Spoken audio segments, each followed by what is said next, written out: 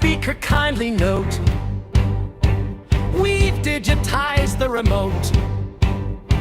Once we governed primetime slots, now we govern camera shots.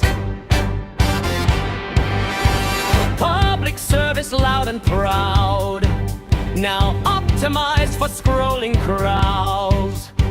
Policy in night 16, democracy but make it lean. We held an inquiry into the frame, found landscape privilege was to blame. Vertical equity's overdue, representation in every view. Rotate the nation, spin it right, portrait by day, widescreen by night. For every thumb and every couch, we've got a format to renounce. If the numbers dip, don't panic yet. Just pivot the aspect ratio set to modes. One proclamation, our nation, through rotation. We promised depth, delivered glare, with ring light staged for public care. Long form thought that's quite extreme. Have you tried it as a meme? The smart TV feels so grand, statesmanship in 4K stand. But on the phone we keep it tight, conduce outrage in bite-sized fine. Select committees now go live, comments scrolling left and right. Transparency, oh yes indeed, filtered through engagement speed. Rotate the nation, hold it tall, policy cropped to fit the goal. Swipe for growth, tap for trust, broadcast futures built on must. If scrutiny begins to grow, flip the frame and change the show. Two screens, one presentation, optics not a legislation.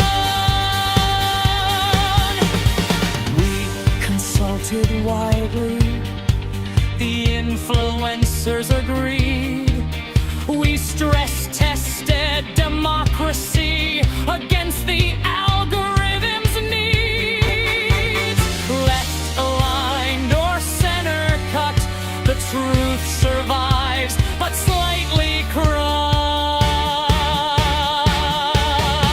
Vertical virtue, horizontal spin, refill the loss as a strategic win. Data says the youth prefer policy shorter, sharper blur. Cast to TV, claim prestige, back to portrait when ratings siege. It's not a pivot, understand, it's a multi-platform master plan.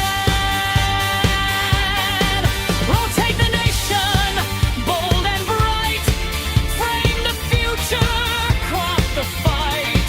Landscape legacy, portrait polls, democracy in scrollable roles. Gun, smart TV to pocket screen, we're live, adaptive, evergreen. No conviction, no stagnation, just an Everest reformatting of the nation.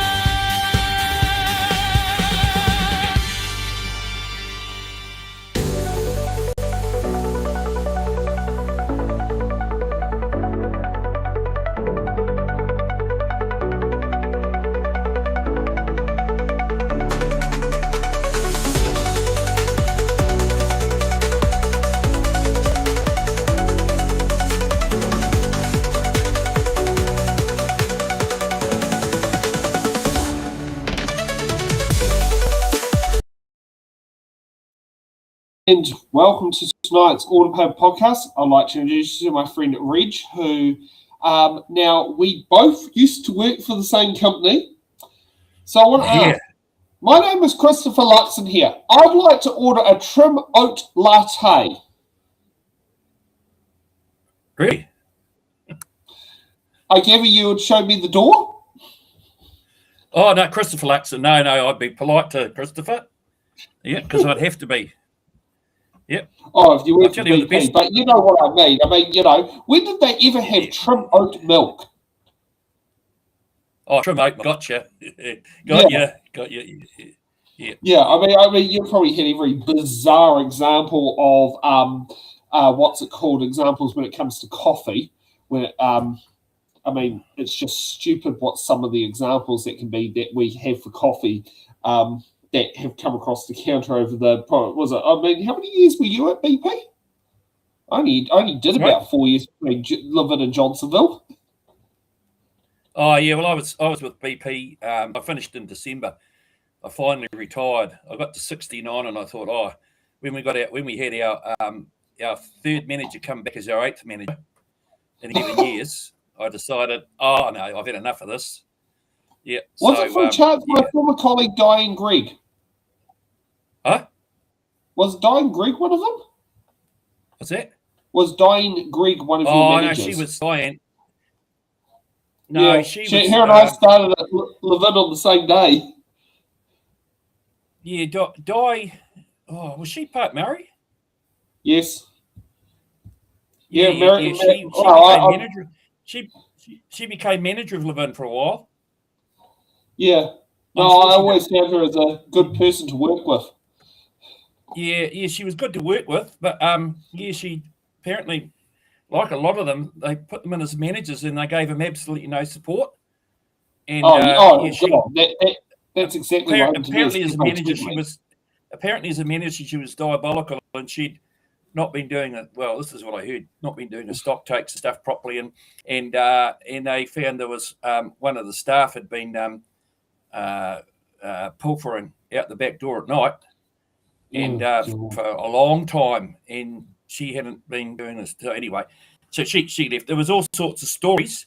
Some of the stories were that she was involved in it, but you know what those places are like. I would probably sit there and say Diane is probably one of the most honest person I've worked with from my era at BP.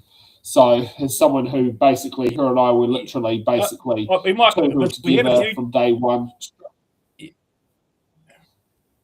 We had a few Dianes come through as managers, so I'm not sure whether I got the right one, but she'd be in her 40s now. That'd be right. Oh no, could probably say 50s. It might be 50s now, but it would only just be that because she was about 10 years older than me at the time, and I'm 35 now. At least she was at least 10 years older than me. Plump or thin? I mean, I do know that her son would be an adult now, whereas her son was not quite intermediate. Yeah, plump or thin? Plump. Okay, might be a Diane because we had a Diane who came up as a trainee manager to Wanganui. When we had, I don't know if you ever come across Mary. Oh, this is Mary. Mary Nartai? No, we had a Mary Gardner, and then she got married to a guy Rowe, and then they separated. And anyway, but this chick came up as a training manager, and she was training, and then she went away on holiday, and I had a run-in with a staff member who basically threatened me, and she said, I have to find out what to do here. She was in there, and this guy came in, and he was going to do all sorts of things. He thought I was going into Diane to tell on him, but I was actually going in to sit down with Diane to get out of his way. And she said, are you all right? I said, yeah, I'm just taking a rest break. And of course, he came in and started going on like a trained seal. And then she came out with this thing, and she's saying to me, you realise this? I said, what are you talking about? She said, I said, no, this is the leader you should be giving him, not me. I was the person that got threatened. And she said, no, this is what I've been told to do. And I said, you better go back and find out. So I don't think it sounds like the same one that you had, mate, because it sounds like your one was. This one wasn't on. Yeah. Oh, well, we will see. We'll get off more to the fun parts. We do have a poll on today, and now when Bill Birch brought his carless days in, did you know one type of vehicle traction was exempt from carless days? And that would What be was that? Electric. And at the time, the only electric vehicles we had were trolley buses. Oh, right. Oh, Yeah. right. Yeah, I So we've got a poll on, don't think we'll get to carless days. No, I don't think so either. But we've got a poll on there. Should EVs be exempt from carless days if we introduce them today? So there's a poll going on at the moment. I think some people on our what do you call it, portrait format might have a bit of envy over that, whereas more of our landscape viewers have got no problem with it. But I mean, if you make an EV get stuck at home to conserve petroleum fuels for a day off, they ain't going to, conserve petroleum fuels. Yeah, well, yeah. It'd be a good way to market electric vehicles, wouldn't it? Oh, yeah. Get around carless days. Oh, yeah, certainly right, yeah. Okay, so we're going to get on to our first piece of legislation, Now, I think what's the name of the bill? It is the Employment Leave Bill, which is to deal with the nasty thing called the Holidays Act of 2002, as both Reg and I are former members of. It was still under as EMPU when I was there, but it's now E2. Actually, is your membership still current? No, because I've left work, and I was going to become a Solidarity member, but all it really did for me was meant that I could say, "Well done, E2," and I was under the same rules that I was told I would be when I used to challenge them on some of their decisions that were absolutely anti-membership. So they said that would be the same rules, and I said, so in other words, if I make too much noise and I'll keep it polite on here, annoy you too much, you could invoke the rule of kicking me out of the union. Oh yeah, we don't do that. Oh, well, I've already had it verbally threatened. Well, who did that? Well, that person's not going to admit they did it, but they did. So I decided, nah. I still follow them, and I still take a keen interest in union stuff, of course. Oh, yeah, certainly here. Okay, let's get off to. Not certain that I would recommend every union out in the workplace as being a great union. Yeah, no, that's true. Okay, now, no, was it? We want that view there. Try to, come on, make it work. Sorry, this takes a little bit of a while to sit there and do it when it's the first one for the day. Okay, so let's get on to her name, better known as, what do you call it? Was it Dolores Umbridge of Harry Potter, also known as Brooke Van Velden. Let's kick off with the employment leave with her first reading speech.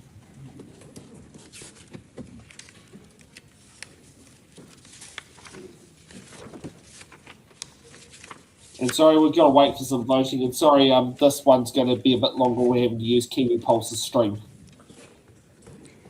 The ayes are 100. This is the secret to drain lymphatic fluid fast. Swollen ankles and puppy feet aren't just uncomfortable, they're 8. The noes are 15. The question is agreed. Legislation Amendment Bill, third reading. I call on Government Order of the Day, number 3. Employment Leave Bill, first reading. Honourable Brooke Van Velden. Madam Speaker, I present a legislative statement on the Employment Leave Bill. That legislative statement is published under the authority of the House and can be found on the Parliament website. Honourable Brooke Van Velden. Madam Speaker, I move that the Employment Leave Bill be now read a first time. I nominate the Education and Workforce Committee to consider the bill. At the appropriate time, I intend to move that the bill be reported to the House by 13 July 2026. Madam Speaker, for more than 2 decades, the Holidays Act 2003 has been a source of confusion. While it was created to cater for a wide range of working arrangements, it has been difficult to understand, challenging to apply, and costly to fix errors. The complexity of the Holidays Act has had real consequences. It has led to widespread non-compliance across both the public and private sectors. It has resulted in billions of dollars in remediation costs. And it has meant that many workers did not receive the pay they were entitled to, sometimes waiting years for payments to be made. And that is why this government is acting. We are repealing the Holidays Act and replacing it with a simpler, clearer and more transparent framework, the Employment Leave Bill. This bill has a clear purpose. It simplifies how leave is earned and paid. It gives workers certainty about their entitlements, and it restores confidence for employers so they can focus on growing their businesses rather than second-guessing payroll calculations. Because there are too many changes to cover today, Madam Speaker, I'll summarise the main changes. Firstly, this bill introduces an hours-based accrual system for both annual leave and sick leave. This means that leave will be earned, taken and paid in hours. From day one, employees will earn both annual and sick leave in direct proportion to their standard hours of work. No more wrestling with weeks and days, adjusting balances when hours of work change, or trying to define what constitutes a working week for a staff member with variable schedules. It also means no more waiting for 6 months to access sick leave or 12 months to access annual leave. For most people, though, leave entitlements will stay the same. What will change is how they are calculated. For example, an employee working 40 hours per week will earn the same amount of annual leave, but it will be expressed as 160 hours rather than 4 weeks. Another change is how entitlements reflect changes in hours worked. At the moment, annual leave balances automatically scale to match the working week of the employee when they reduce or increase their hours.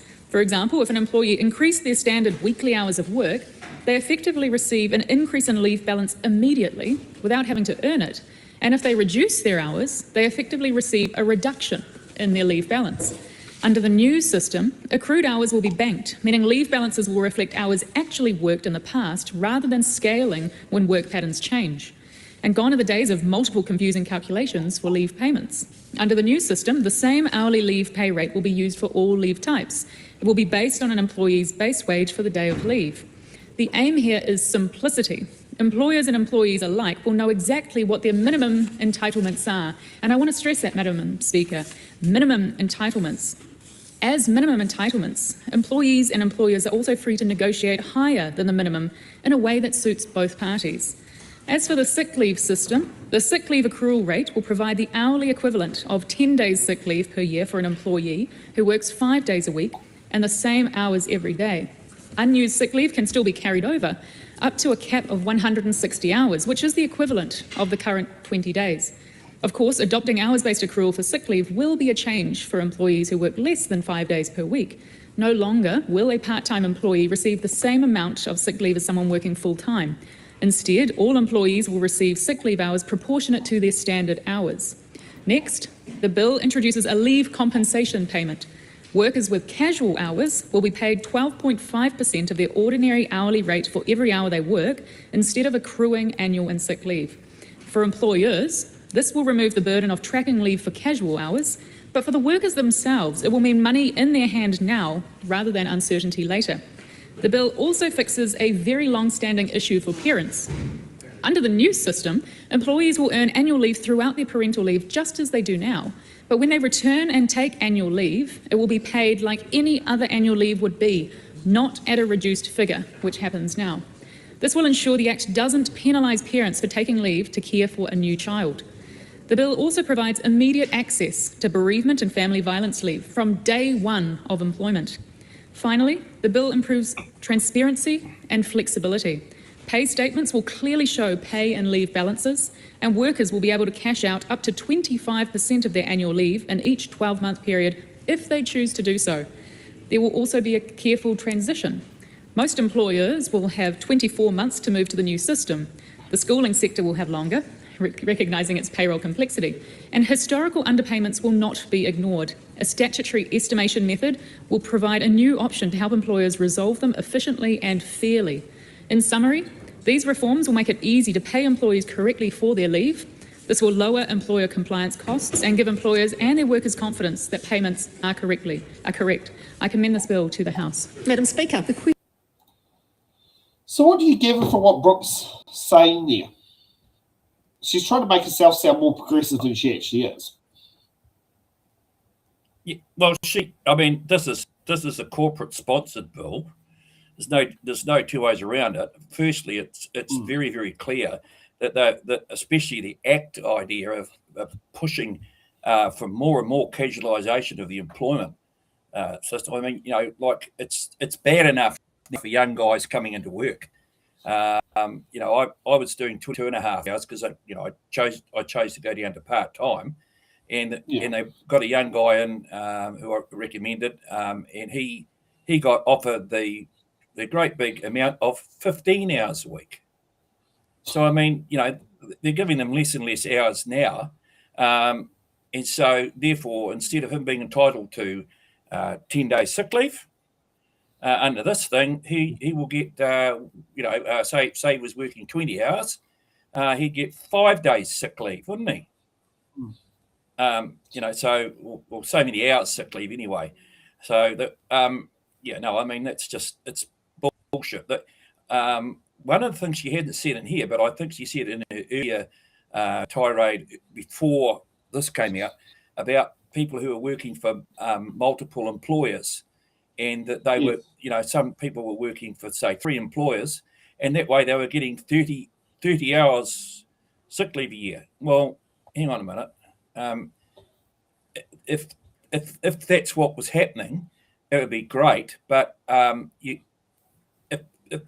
they've got an individual contract with each of these employers. It's not like you have what do you call it? A CEA agreement with multiple employers and one employee. No. So this was the other thing, of course, is this is why the unions don't like it, because they can see that she's trying to sell it that this is for the good of the employers and for the workers. But I mean, I can not good for the workers. Yeah, I can say from an accounting perspective, it does tidy up things when it comes to leave balances. Because currently, at the moment, the way it calculates the leave is not necessarily nice, clean, and tidy. And I definitely know that from my own Xero software. Whenever I go onto annual leave in my own accounting software, I have to manually adjust the figures to correct them to the actual rates of what the law is, because it just spits out some ridiculous figure of being paid $56 an hour, whereas my base rate that I pay myself is $25. And so that's something, and that's me paying myself through the PAYE system. I mean, put it this way, at least I say the good thing there is I do pay myself 8% KiwiSaver employer contribution, something that both myself and my accountant agree with. But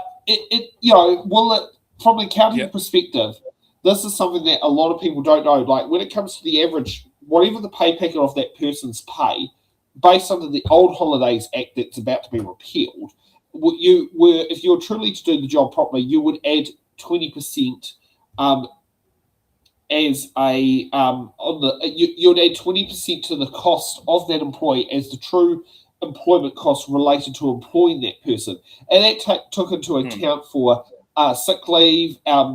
It was sick leave at, now I think I'm trying to think. It used to be 8%.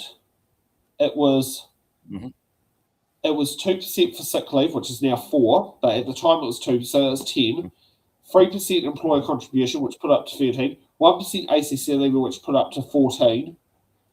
And there was another 2% for the bereavements and the and it was some bereavements. Oh, and another 4% was for stats, which is not public holidays, which is something that is not a lot of people don't take into account as public holidays. And I use that figure in the true calculation because I'm one of those people who hate retailers who put surcharges on because they choose to open on a public holiday. Now, I will open my business on some public holidays. As people know, I'll be open on Easter Sunday selling Easter egg lattes at the Fox and Easter. If you want to come down and say hello in person, feel free to drive down. Or it's, and I've done that because that was an opportunity to do it. But I would not subject people who are working for me to do that. That was a different story. But if people actually ran that calculation on there, paying someone for a public holiday would only was already built into the cost. The only thing you had to work in the fact you had to pay them time and a half. But I'm also concerned by this new bill the fact that they're going to get rid of, they're going to put a day in lieu of the hours you work. So that could work in some aspects. Like if you work for BP, it wouldn't make a damn difference if you're normally on an 8-hour shift.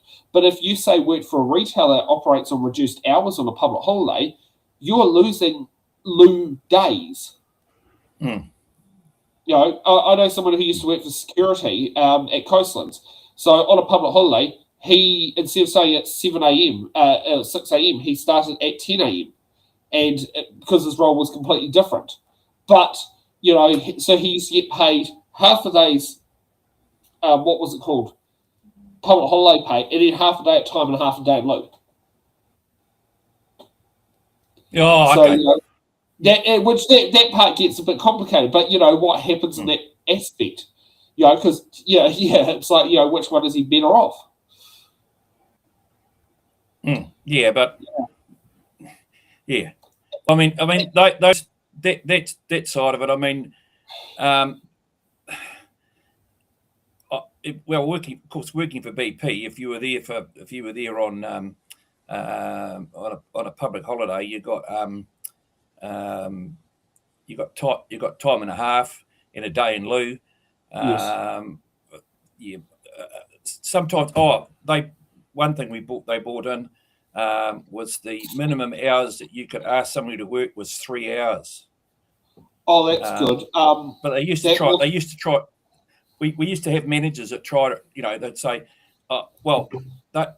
what they said was, oh no, we can still ask them if they want to work less, but they can say no. But they can't say no if we say we're rostering them for 3 hours. They can't say no to that. So there was a lot of argument over that. But at the end of the day, I think head office came back and said to them, don't roster people on for less than 3 hours. This is causing too much of a problem. Oh, it's not worth going out the door. You know, I did a market that had an official trading hours of 4 hours today in Whitby, but on my books I allowed 6 to 7 hours because it was going to take me an hour to drive there and an hour to drive back, and set up and all that sort of thing. You know, so that works in the books. Yeah. Let's get on to our second speech for the night from the Labour Party, and we will now find out who that Question is that the motion be agreed to. Honourable Giantinetti. Thank you, Madam Speaker. Madam Speaker, I rise here today with a split view on this bill, and I want to make that quite clear that there are some parts of this bill that I believe are doing the right thing, but there's a lot in this that I've gone through it since it landed on Monday and been through it with many employment lawyers, showing that there's a lot of holes in the bill as well. And that's the concern that I bring to this. And I know, I agree with the Minister, there has been confusion over the Holidays Act, but the Holidays Act also did offer a number of protections to employees, and that's really important, that those protections aren't lost and that no employee would be worse off, particularly with their holiday entitlements when this bill became law. So I want to go through basically where our concerns are as Labour and why we would not be giving certainty around this bill going forward, because, as I said, there are so many holes in it. I do acknowledge that for business they do need to see some certainty around this. This is something that we were told constantly when we were doing tripartite work as a government in this area, which involved business peak body groups and union peak body groups and the government working on this through. And as the Minister will be aware, having continued 1/3 of that work, or 2/3, government and business, that's not always an easy thing to get people in that room talking the same talk at the same time. And that's why taking something complex and trying to make it simple doesn't always work for everyone. And that's what we're seeing with this bill as it sits here today. Madam Speaker, I believe that the piece of legislation is poorly written as it stands at the moment. I believe that we will be voting against it, but I know that it will be going to Select Committee, and I believe it can be fixed at Select Committee, and I hope the Minister is open to those suggestions when it comes back from Select Committee, hopefully with those ideas added or amendments that we will be making to it. Because as it stands at the moment, this bill undermines a significant portion of workers' rights in this country. And I want to briefly talk about that, but I also put the invitation out there that I'm happy to talk outside of this process as well, because I do want to get this right. I do see that there's value in us coming together as a parliament to get it right. Madam Speaker, as I said, a basic principle is that nobody should be worse off, and we see that there is a large contingent of the workforce that will be worse off after this. And I have to say that I have had a number of correspondence with employment lawyers and employment advocates in this space who are really concerned with what they're seeing and how they're reading the bill. And they say quite clearly that if you're a standard worker, that you probably won't notice any difference. But the world is changing so much that there are very few people that would call themselves standard workers who work standard hours at this point in time. It's changing so much. The removal of holiday rights or entitlements from so-called casual workers and the way that that's been translated as it is written in this bill, and the replacement with an allowance, removes a whole lot of rights from those particular workers. And it's not just a small number, it's a very large number of people that we see in that situation. But the big concern that we see, and the number of people that have contacted me and reached out to me see, is that the very real fear that this will encourage casualisation of the workforce. Now, that's not something that any of us really want to see. It's not good for workers, it's not good for business, and it's not good for the economy. So it is something that is a real fear from the way that this bill is written at the moment. Madam Speaker, that's just one, probably the biggest, and in 5 minutes I don't have enough time, but I want to reiterate that I do want to get this right, and I do want to sit down and have that conversation, because holidays aren't a luxury, they are a basic right. They do protect our workers, they do protect our businesses, they do protect our families and our communities, because people need to take those real breaks. Madam Speaker, as I've said, we're going to vote against this at this stage, but we do want to get it right, and we do want to work authentically with the Minister to get it right. Thank you. I can certainly relate to where Jan's coming from, who has been an employer of a high school, a school principal. You can technically call the CEO of the school, who is the boss of all the teachers below. And the schooling part, I believe they've had their issues with it. It's a bill that I'm not sure I would support, because I'm just like Jan, I'm in two minds about it. You know, and that's coming from running a business, does throw that side of me says yes, whereas the employer union side of me says no. And casualisation of the workforce is actually very detrimental to our property market, because it stops people from the ability of being able to apply for mortgages. Yeah, well, I mean, this is the whole thing. I mean, I'm a market socialist, so I would be obviously anti this because I'm a market socialist. And being a market socialist, I would say, firstly, that this is why I hate seeing a government that is actually I won't admit it, but it's obviously run by the corporates. I mean, they're kowtowing to their corporate mates with everything they're doing. And that's because this is going to suit the corporates perfectly. They would love, especially again the extreme right wing act, who would love to see no minimum wage. Yes. Did you know? Yeah, I mean, no minimum wage. Oh, because the workers will be able to manipulate that to make sure they get paid a decent minimum wage. So you don't need a minimum wage because that holds them back. Yeah, that sounds like something Trump would say, isn't it? Yeah, exactly. But at the end of the day, I can understand from an employer's point of view, as you say about the accounting side of it. It would make it easier. But why do you need to? If you want to make that, that's fine. You can actually do that. But why do you need to make it worse? Why do you need to make it harder for casual employees specifically, but also part-time employees? Because now, and especially in retail, there's less and less full-time jobs. I mean, a lot of them are calling full-time now 30 hours. Yeah, 30 hours. Well, that's 30 hours has been the working income definition, I know, from back in 2010.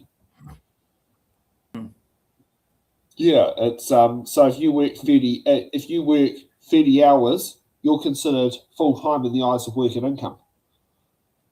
Yeah. So I mean that's rubbish. But I mean, okay, there are those out there, especially the age group, the group of people that are 65 plus that are still working. Most of them don't want to work 40 hours.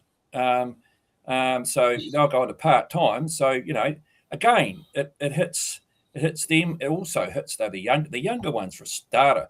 I mean, they're not even getting offered full-time hours. They have to prove themselves. So they get offered We've got 15 this hours. Prove themselves, and of course, all it comes back to is those who carry up to the manager. They get the full-time hours, and with the longer hours, and then the ones who stand up for themselves, and even those who join the union, look out, boys. They won't, you know, not very often will they go ahead as far as the hours go.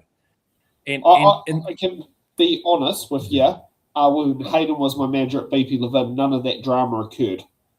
So that's something when I worked at BP Levin, we had none of that drama, but that was because our manager based it on merit or based on, he didn't delve into that drama of carrying up. If you tried to suck up to the boss, that didn't necessarily get you favours. Who was that? What was his name? That was Hayden Burton, who he worked at BP for years. He now works at New World in Levin, but he was my. Oh yeah, I met him. Yeah, he was. Yeah, he was a thin older guy with dark hair. He definitely he was a little bit different in the. I mean, the conversations my dad and I used to have about him used to rally against it because he did some stupid shit. But on the other hand, of getting hours. He didn't do stupid he didn't sit there and go, oh, you suck up to me, you suddenly get 40 hours or that sort of thing like that. He would work out what you can do and gradually increase it. Like I remember when in the scenario, I had to look at, he sat there and said to me, if I up your hours, I've got to up Diane's hours in response to sweet as, no problem. Talk to Diane. Diane goes, hell yeah, let's sit there and do it. We're already doing those hours anyway. It's like, you know, we're on both 16-hour contracts doing 32 hours a week at the time. And then when we went to 32-hour contracts, we were doing 40 hours a week. I wonder if that Diane, I'm just thinking about that Diane, I wonder if she was the one that became company manager. Possibly. Yeah. Possibly, yeah. It's, who knows? I don't know. I haven't spoken to Diane in years. Yeah. But, because Hayden was working, it was funny, he left BP and then he went to then he ended up as a casual up in Tai Happy. Oh. Yeah. And then he was a part-time employee in Bulls when we started back in 2014. Oh yes. Yeah. Yes. He was at Bulls he was at Bulls under Partique because he liked working under Partique, but Partique also under Partique. Yeah. Was it the manager we both? Well, the one who later got higher up that we both speak highly of. Yeah. Well. He's an interesting fellow party because he's got himself up there by. He's got himself there in a very, very, very clever way, of course, because he's very clever. He's quite an intelligent bloke, and he knows how to move up the ladder really, really quickly. But he also his nickname at Bulls. His nickname at Bulls was part-timer. Oh, he used to be known as Party when I was at Levin. Yeah. But that might have been on there. Yeah. Should we get on to Tiana Tuiono? Yep. From the Greens. Tuiono. Kia ora, Madam Speaker. I rise on behalf of the Greens to talk on this employment leave bill and just acknowledge what has been said. This is an issue and the Holiday Acts bill itself has had numerous problems and wanting to acknowledge that. And this is a beast of a bill. There's many, many pages here and wanting to acknowledge the enormous amount of work that will be required in order to get this over the line. But acknowledging it and actually trusting that side to do the right thing are two different things, Madam Speaker, because I look at this in the context of the attacks that they've done on workers' rights, the barrage of anti-worker legislation that has come through this House, whether it's cancelling 33 pay equity claims, squashing fair pay agreements, they're tinkering around with work safety as well, Madam Speaker, let alone the appalling and horrendous Employment Relations Amendment Act that came through the House just a couple of weeks ago, which points to me that actually that side of the House cares more about the Uber company than it does about the Uber drivers. It cares more about the mining company than it does about the workers. It always cares about the multinational corporations than it does about New Zealanders. And I think it's really important that we place that context in terms of the important work that actually needs to be done in this bill. Madam Speaker, it is all of those things which paints the context of, I think, the suspicion that many workers have of this government. Yes, these are issues that need to be sorted out. Everybody knows that the Holidays Act has got a lot of problems and a lot of issues around that. But in order for that to be carried through successfully, it requires trust. It requires trust, Madam Speaker, and that side has failed to provide the necessary trust for the workers that they are going to have their best interest at heart as well. And I do note that in the formation, I've been reading the regulatory impact statement and the various documents here, that they didn't talk to the workers. They talked to the employers, they talked to everybody else, didn't talk to the unions. Didn't talk to the unions at all, the representatives of the people who will be most impacted by this bill. So, Madam Speaker, the Greens, in terms of our workforce policy, we think it's really important that we ensure that leave allowances enable working people to live fulfilling, balanced lives. And that is something that this House should be doing. It should be making sure that we put people first, making sure that their workplaces are safe, and making sure that they can put food on the table and keep the lights on. There are a number of things that are going to be addressed with this legislation, and the Minister herself outlined that around annual leave accrual, sick leave accrual, and bereavement family violence leave. And in the regulatory impact statements, there are a couple of options that were lined out about how best to do it, whether it could be by week basis or by an hourly basis, and the Minister has chosen to do that via an hourly basis. And if there's one among a number of requests that I have for that side of the House, is to make sure that we have a fulsome process. To make sure that we have a fulsome process so that when it goes through the select committee, that we allow everybody to have their say. And I know that side don't like it when the unions show up in their different branches and in their different sectors, but it is important that they are heard, because they haven't been heard in the design of this document, Madam Speaker. So I hope that those members on the other side of the House take that to heart, because this will impact those leave requirements of those workers. Also, one of the other things that I have noticed is that sometimes things we'll get our first reading, then we'll do the report back from the select committee, and then all of a sudden we're speeding through committee of the whole House and then through the third reading. There could be big issues coming up out of this, issues identified in the select committee process, which will say, actually, we need to slow down, we need to pause. And actually, the CTU itself has said, you haven't included workers within the design of this this legislation. So they did ask for a pause. And if that side of the House is not going to give that, then at least give it the full process. Let it go through the committee of the whole House, tease out any of the other issues, very important issues, because look at it, there's a lot there, so much so that the Minister herself couldn't outline all of it in the 10-minute contribution that she had allocated to her as well. It does no one any service at all if we rush this through the House without giving it due scrutiny. So, Madam Speaker, the Greens cannot support this bill in the House. We do not trust that side. They have to earn that trust, Madam Speaker, and they are failing to do that for workers. Members' time is... Thanks, Barb, for telling us that members' time's expired. Which I think is quite ironic, considering Tiana Tuiona is the second assistant speaker. No, third assistant speaker. Yeah. Well, I mean, he's what he said. I think he got it on the nail. Really, who could trust anything that they're doing as being for the people, the average Kiwi? Exactly. It's all about them. It's all about them and their mates. At the end of the day, they're not. What amazes me is there's a lot of people who still think that they're on. There's a lot of workers out there who still think they're on our side. I don't know where they get that from. Maybe they're just too stubborn to admit they made a mistake when they voted for them. Could be it. Yeah, probably is what it is. Yeah. I mean, I'll be honest. I'm damn glad I sat there and gave my electoral vote to Julia Genta. You know, I'm damn glad of that. And I was literally being pushed. Who do I give my vote to? Because I don't want to give it to the Labour candidate. Did I want to give it to that or to the National candidate who was trying damn hard to win the seat? Mm. Yeah. Who was the candidate there? Karuna Mafu was the one who was trying to win Rongotai. And Karuna, like, this is what was said. If Karuna was Labour staying in Rongotai, he would have won the seat hands down. He was trying to become the next Anik King, which, to be honest, Anik King was a fantastic local MP for the Rongotai electorate for the 20-something years she was the MP for.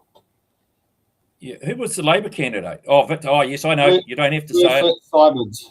Yeah. She's the PSA lady now. Yeah, and she rubbed up quite a few people the wrong way. She rubbed me up the wrong way by gaslighting me at the Newtown Residents Association meeting by telling me the full resource consent application Johnsonville Market went through never happened. And I know that because I sat through that meeting representing all the stallholders of the Johnsonville Market and sitting there alongside the applicant Damien, who ran the market. Damien's father, Stephen Young, is the former chair of the Otaki Electorate Labour Party Electoral Committee. Yeah. So the whole thing with the the Newtown Johnsonville Market is that it comes from Labour Party roots. Yeah. Interesting. Well, she's a professional. She's a wannabe politician. And now anyway, I think she's good where she is. Yeah, she's good where she is, but she's made some mistakes in her past jobs. Yes. Fair enough. Have you met Julianne? Oh yeah. No, I first name basis. I know that she drinks cow's milk for her coffee, so she's not one of these greens who do plant-based milks, but she always brings a kid cup.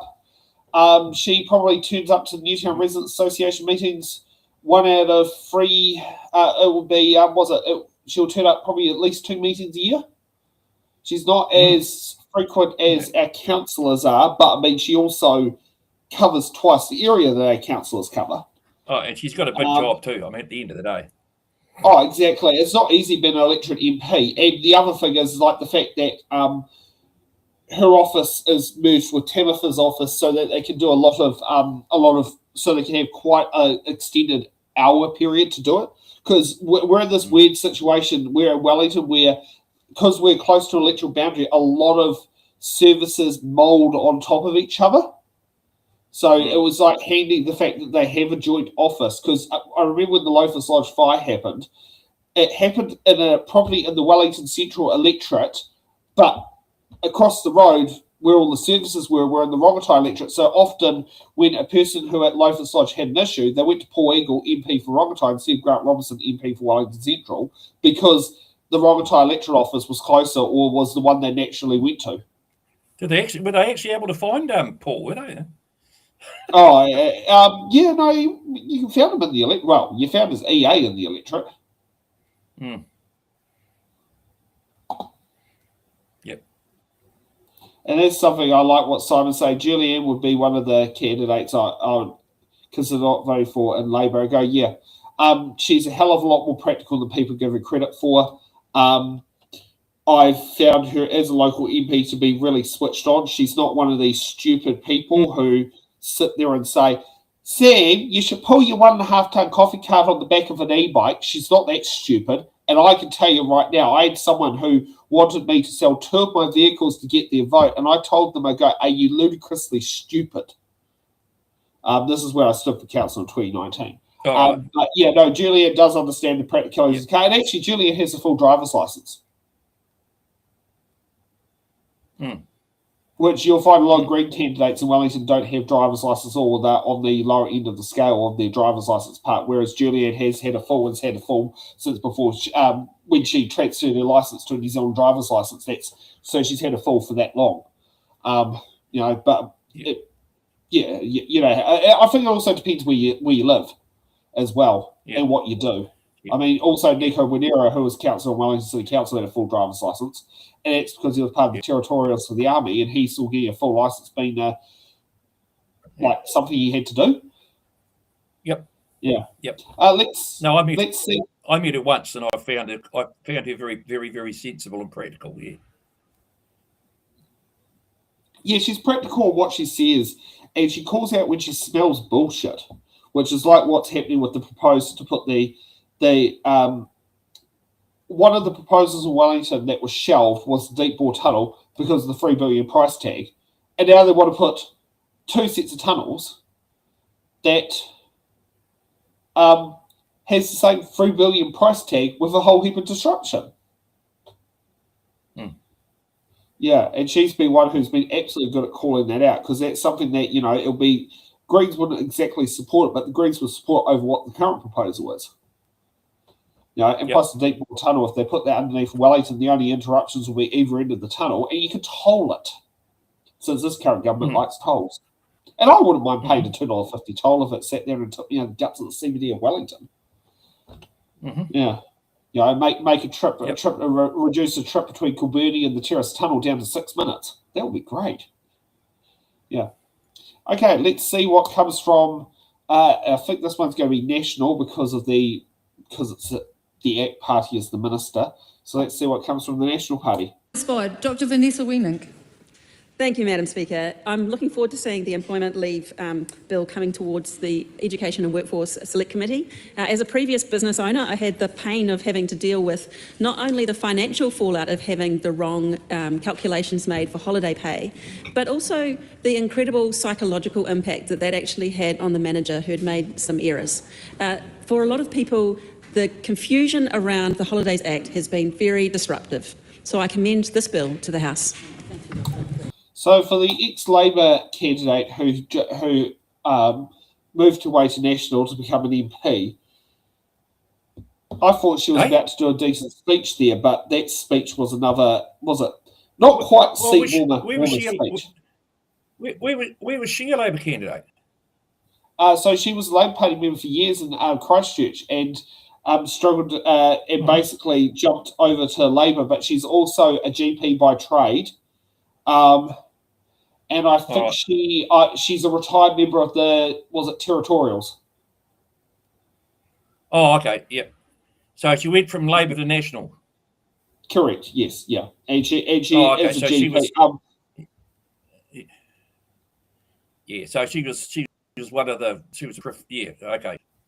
Yep. Yeah. White. You remember the name White Creech? Same type of person. Oh, yeah, I know the name. I only know him as being a National Party MP for Wairarapa, but that's but he was Labor. He was a Labor man before that.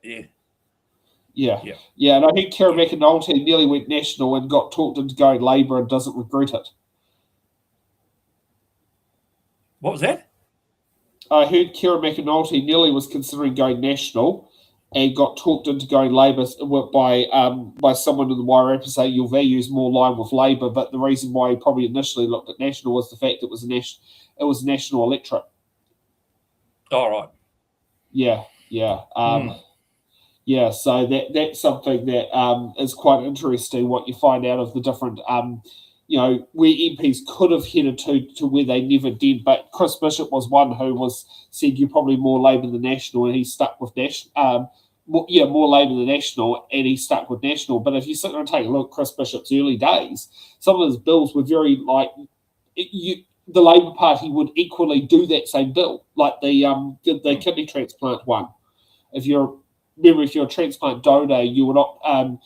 You were given the equivalent of ACC payments for 12 weeks, not a sickness benefit. Mm-hmm.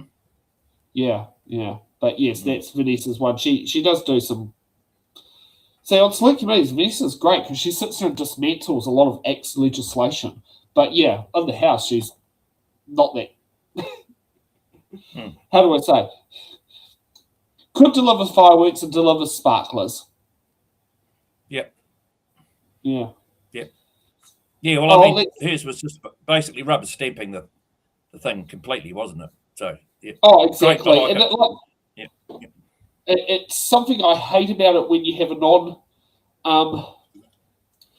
I think there needs to be a change to the standing orders to put it when it is the minister does not take away the smaller parties' speeches, because this is something I find frustrating is whenever you have, if you ever have National substituting speech for, it's always a garbage speech. Whereas if you say the retrospective, because ACT is normally spot 4, if they had an ACT person there, they probably would have done a better speech. Yeah, but that's just me, who's sitting down there and look at us. Let's see who New Zealand First brings up. Yeah. Dr. David Wilson. Madam Speaker, I rise as New Zealand First spokesperson for small business.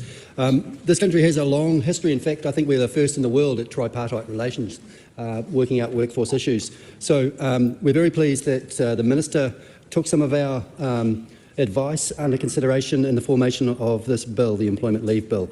It's a long overdue piece of legislation that finally brings common sense and practical reality to a system that's been broken for over 2 decades. For too long, the Holidays Act 2003 has been a bureaucratic nightmare for small business and source of constant frustration for payroll providers.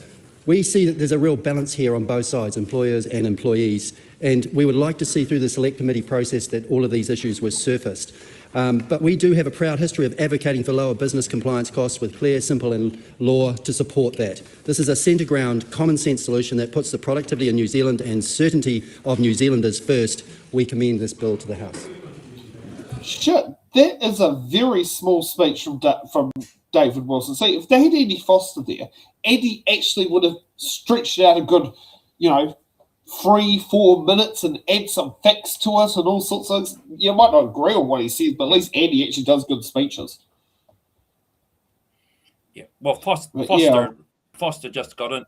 Foster only got in there because that Jonkovic was showing to the New Zealand First that like she was even too radical for them with some of the stuff she was coming out with. She decided to go back into her business career. I think I understand behind the. I think she's an accountant by trade. An accountant by trade. Yeah. She is, but she was. I mean, she was used to promote that. Only males in the toilet business. She was used for that. Yeah. But see, Winston was the one that, he put her up for that. And of course, when it was clear that was becoming very unpopular, even within their own party, because it was sidetracking, he's very good at doing that, setting people up that he's a bit worried about anyway, and gets a contentious thing. And then I've seen this because when I was in New Zealand First, and he gets a contentious thing.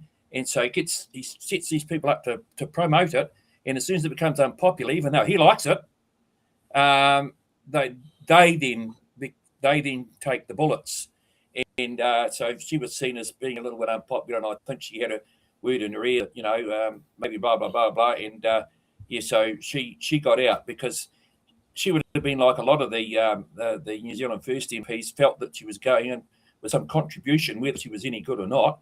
Then it was obviously her leader. She would have seen him getting other people to fire the bullets at her, but he would have gone and smiled at her. You're doing a job, and then she would have what he was doing behind the back. So that's why David is Winston's man. But David. Yeah, is, and I do know the next on New Zealand's. Sorry? Yeah. The next on New Zealand's first list, Erica Harvey has sat there and said if she gets rung up to say you're in Parliament, she goes, hell no, I'm not going anywhere near there, because she's also said the party shifted away from what it was when she first joined the party. She said it's lost its values. Yeah, well, she's another one. I mean, there's a lot of people have looked at what they see.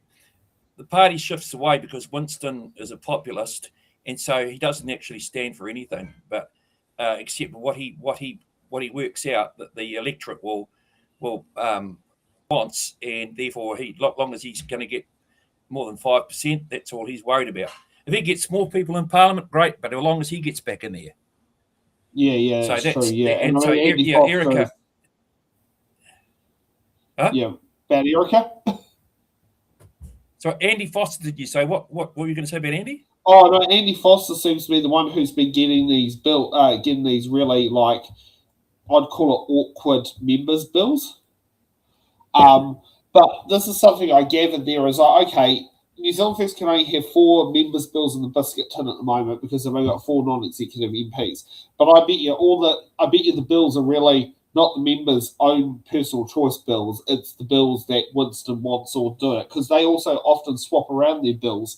So bills that they'll put a new bill in the biscuit tin when something happens, like the one to do with the regional banking thing, because both Kiwibank and the BNZ have sat there and said that any business that sells fossil fuels, your lease will not, your mortgages will, you'll not be able to get extensions on mortgages, and you have to pay off your mortgages by 2030. Andy Foster was one who ended up doing the members' bill for that, but that was really Winston's pushing, was to have a bill to force banks to give mortgages to businesses in the fossil fuel industry. Now, I can understand if it was, say, giving you a checking account for the business or a running overdraft, but sorry, a mortgage. No, that's a pretty risky thing there. The bank's allowed to choose what they want to do with a mortgage. Otherwise you could sit there and bankrupts go, but Winston says I should sit down there and be able to get a mortgage. Yeah, so as I say, Winston's very good at making sure that he gets people to do the front work, and then when it turns to crap, anyway, he walks away. Yeah. Oh yeah. Okay, let's see what speech number 6, which is Te Pāti Māori. Imagine being able to build anything just by thinking about it. Meet Base 44. Tipika, I rise on behalf of Te Pāti Māori to oppose this bill, the Employment Leave Bill. Once again, this government is telling the country that this is about simplification, about tidying up legislation, making payroll systems easier, and making life easier for employers. But when you strip away the bureaucratic language, the truth becomes very clear. The bill asks working people to give up more, while those in positions of power sit comfortably behind desks writing legislation based on statistics that suit their narrative. It is policy written from a theoretical box by people who have never had to worry about losing a day's pay because they're sick, never had to choose between staying home to recover or going to work injured because the bills still need to be paid. Meanwhile, the engine room of this country, the working class, the labouring class, the brown workforce of Aotearoa will carry the cost.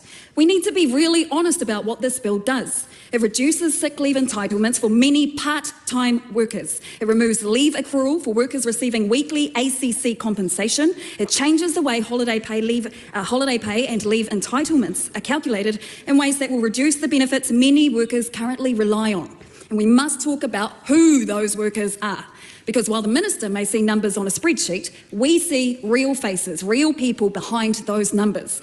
We see the shearers working through the sheds across rural Aotearoa. We see the freezing workers and the meatworks, the forestry crews on dangerous terrain, the construction labourers building our homes, the orchard and pack house workers sustaining our horticulture sector. We see the cleaners, the hospital orderlies, the aged care workers, the supermarket workers and the security guards who keep our communities functioning. These are not abstract economic units. These are people whose bodies absorb the physical cost of keeping this country running. And many of these workers, Madam Speaker, are in casual, seasonal and part-time work. That matters. Māori have an underutilisation rate of more than 20%, meaning more than 1 in 5 Māori workers are unemployed, underemployed or unable to get the hours that they need, often through no fault of their own. Yet this bill proposes that if you work fewer hours, you should receive less sick leave. What kind of logic is that? You still get sick, you still get injured, and you still need to look after your kids and your whānau. But under this bill, your entitlement to recover is reduced because your labour is deemed less economically valuable. That is not fairness. That is measuring the worth of a human being based on their productivity. And then we come to ACC. Just last week, Madam Speaker, this government clawed back millions from ACC recipients. Now this bill punishes those same injured workers. If a forestry worker is injured on the job, if a construction labourer falls from scaffolding, if a freezing worker damages their back while they're recovering from injuries sustained while contributing to our economy, their leave entitlements will stop accruing. The message is very clear and it's not a nice one. It says if your body breaks while working for this country, you carry the cost. This government says it wants efficiency, but efficiency without justice is exploitation. Workers are not just entries in a payroll system. They are parents. They are aunties, uncles, caregivers, nieces, nephews, community leaders, the foundation of our economy. When you weaken their ability to rest, to recover and to care for their whānau, you weaken the entire social fabric of Aotearoa. So I say this to the minister responsible: before writing legislation from behind a desk, spend time in the shearing sheds, the forestry blocks, the pack houses, the construction sites, and the hospital cleaning crews working night shifts, because that is where the real impact of this bill will be felt. For fairness, for dignity, and for the protection of working whānau, this House must reject this bill. I believe Oreni Kaipara is the best thing that has come out of Te Pāti Māori.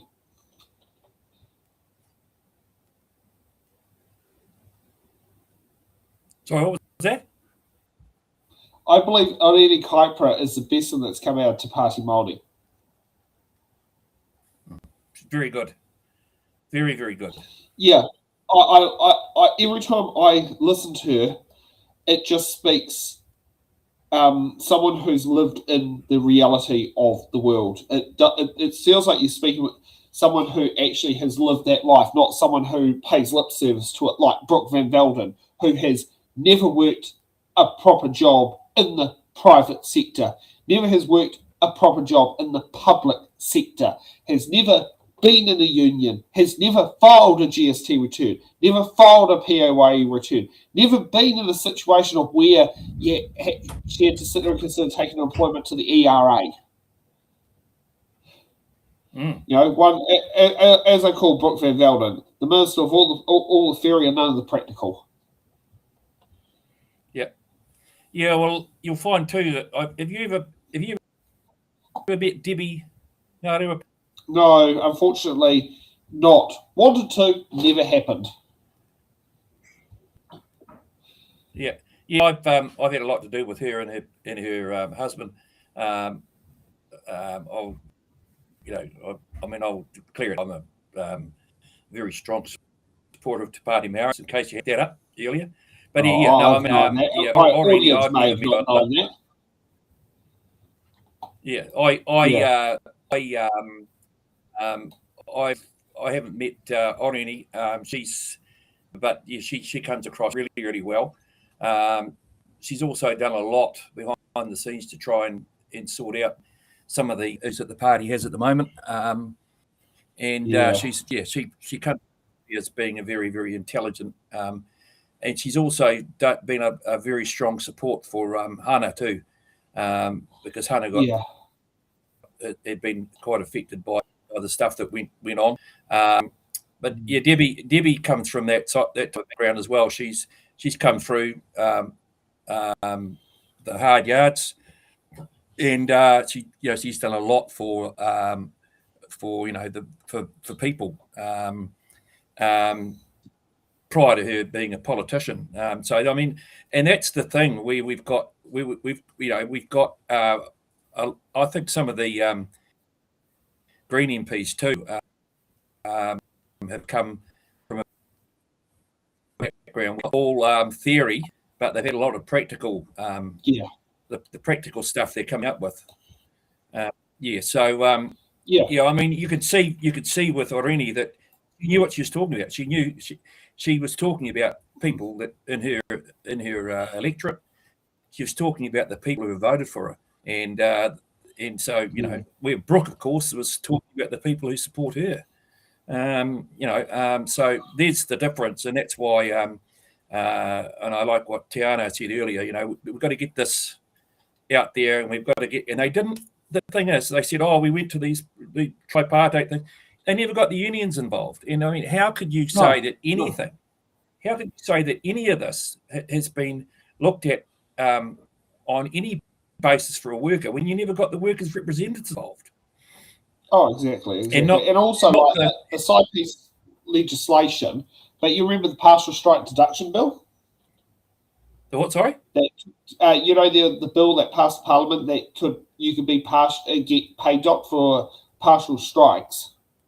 Oh. And the most interesting part is the fact that it's being used horrendously in the public sector, while for the same businesses that are the same government agencies that are going through collective bargaining, and at the same time, some of those interpretations of a partial strike have been potentially misconstrued.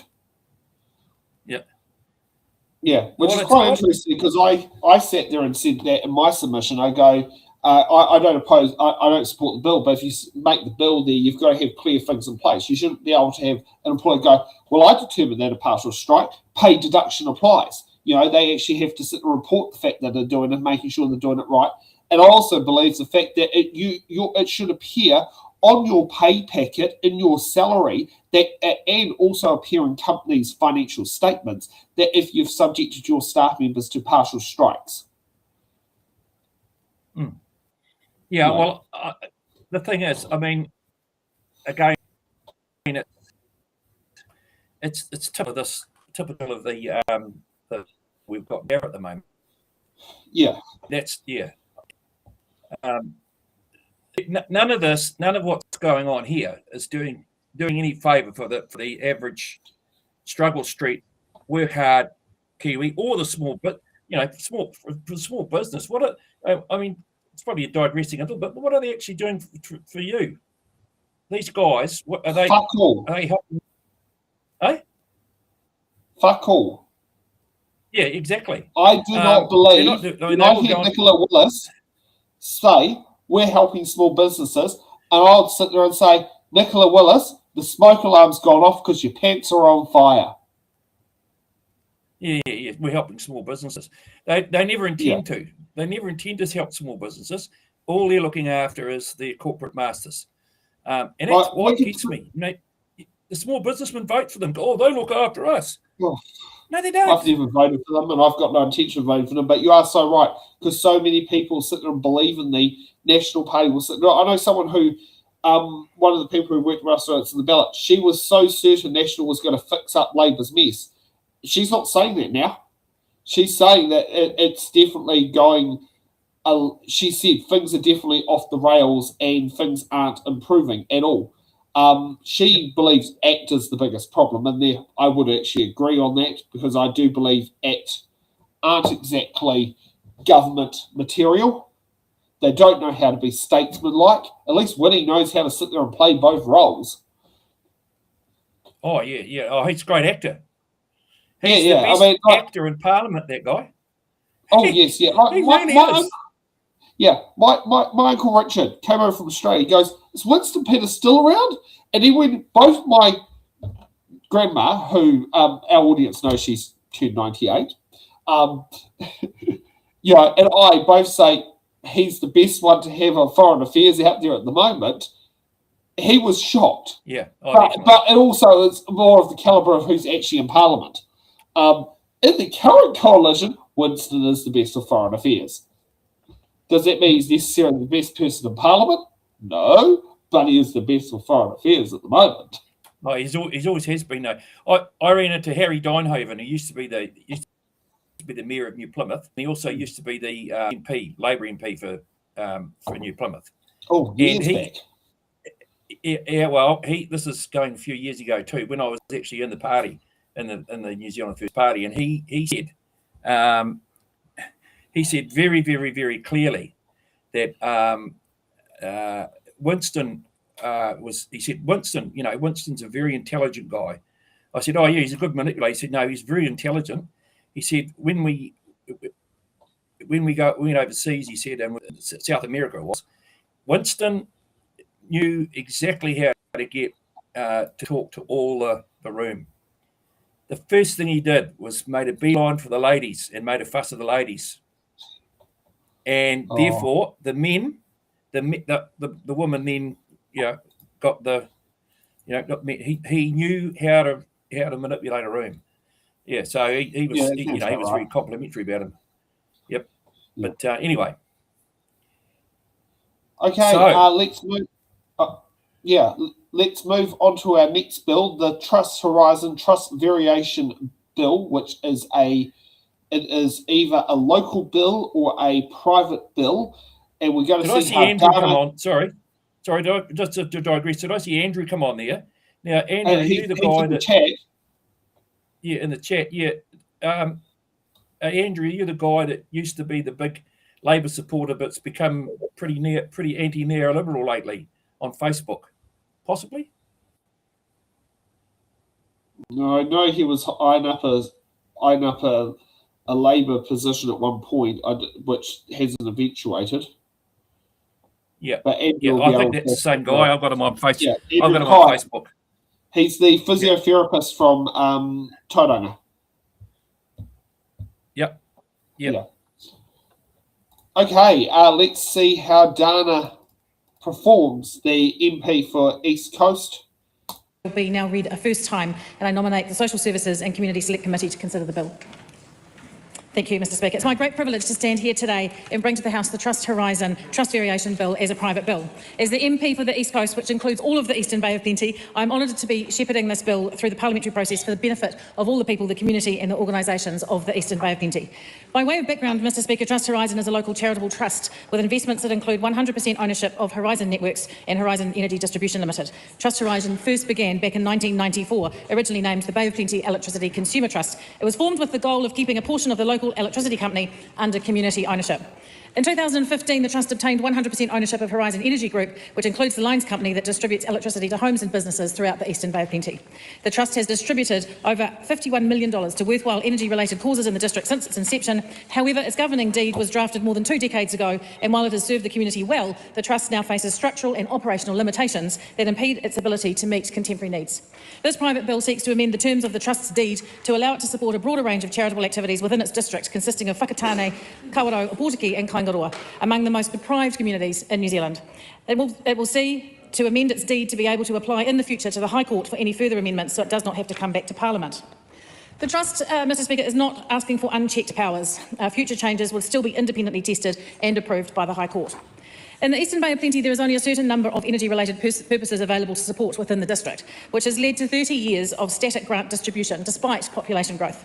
By the end of this year, the Trust would have distributed around $55 million. It estimates this change as part of this bill could mean an additional $1 to $2 million a year available for the community in the Eastern Bay of Plenty. This supports community and sporting organisations and the many volunteers who keep the community's not-for-profit sector going. At the same time, the district includes some of the most deprived areas of New Zealand, with many worthy charitable causes that could benefit from the Trust's support. Community wellbeing goes well beyond energy, and the limitation on making grants only for energy-related purposes restricts the Trust's ability to respond to changing community needs or to support charities, societies and other worthy groups that do not meet this definition. With the present limitation on energy-related purposes, the Trust has been able to grant about $900 per person in its district over the last 30 years. And by contrast, its neighbour, the Rotorua Trust, which has broader charitable purposes, has been able to grant about $2,000 per person in its district over the same period. And considering the need for change, the trustees have traversed many conversations, and they consulted widely, including conducting a poll which 3,625 people responded to, and 80.7% of those people supported the changes. Those who supported the bill supported a wider range of social, educational, cultural and environmental initiatives to include a variety of community projects and groups. And of those who opposed the changes, many felt it might result in higher power prices for consumers, which largely comes from the confusion about the difference between the Trust and the electricity distribution company, Horizon Energy. Related to this, the trustees considered a variation of the energy-related purposes under Part 3 of the Charitable Trust Act 1957. However, the ability to vary charitable purposes under that Act is limited. The trustees also explored a consumer distribution model, but as it's a charitable trust, providing small regular payments to all electricity users across the district is not considered a charitable activity. The Trust instead granted up to $2,000 to support charitable causes with energy bills and co-funded the Ika Warmer Kiwi Homes initiatives to make insulation and heating free for those eligible. And this equates to, on average, $1,000 for insulation and $700 for heating. The Trust has been integral in insulating more than 50% of all houses in the district through its insulation contribution, creating energy savings and healthy homes for past, current and future generations. It provides low-interest lending for organisations wanting to install solar and has deployed over $1 million in funding to date for this purpose. This includes equipment such as electric lawnmowers, rollers, mobility vans, school EV chargers, community bike chargers and very much more. They've done as much as they can in the electricity space.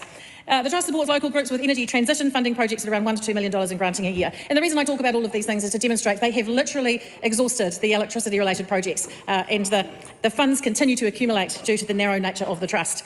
So the trustees have now agreed that a wider charitable purpose would be the most efficient way for it to assist with that need, and a private bill is the only way to achieve that goal.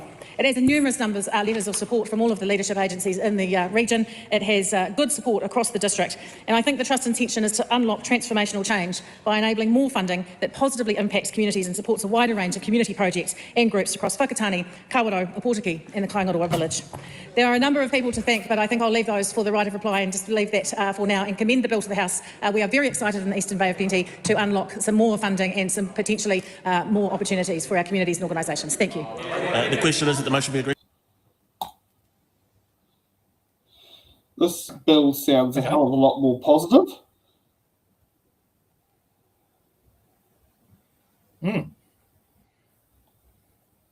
Yeah, well,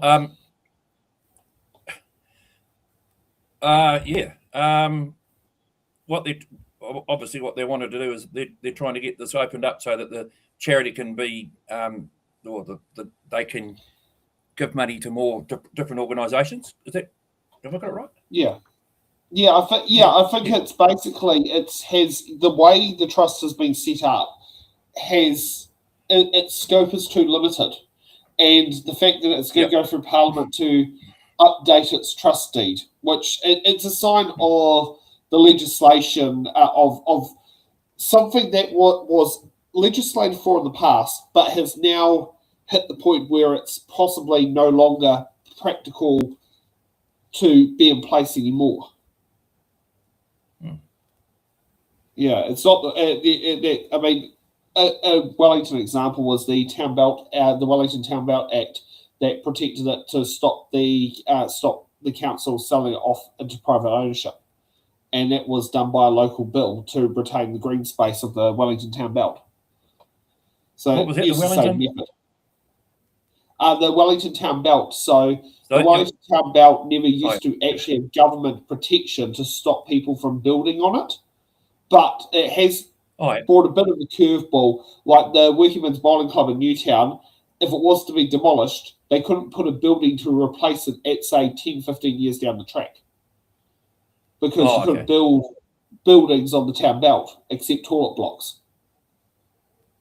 Oh, okay. Yeah. Let's get on to speech number 2, I think. Speech number 2, I think... Simon might have pointed out to me.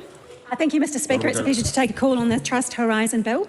The Labour Party supports this piece of legislation, although we are keen to see what comes about at the Select Committee process, because we have some things that we would like to see perhaps considered at that time. This particular piece of legislation just simply amends the trust deed. So the trust was set up at the time as part of the reforms, the energy reforms in the early 1990s, and their remit was quite narrow. That was quite narrow insofar as they just had to be able to support applications for funding that related to energy-specific projects. Now, this trust is in an area in New Zealand where some of our highest needs are, and so what they are asking for is the ability to broaden the scope of whom they can grant funding to. And to me that makes sense, because what we know is our community, local charities, our local volunteer groups have had funding access cut and stripped out so much that every organisation is desperately trying to seek funding from some agency wherever they can get it. So this actually does make sense in order for the communities that this trust serves to be able to access additional funding for projects that they deem worthy. If you would like to make a contribution, feel free to make a call, Mr. Meager. However, there are some things that we would like to understand and see perhaps through the committee process. So the Trust has said that the applications for energy-related type grants is somewhat limited despite population growth. They're not seeing those applications come through.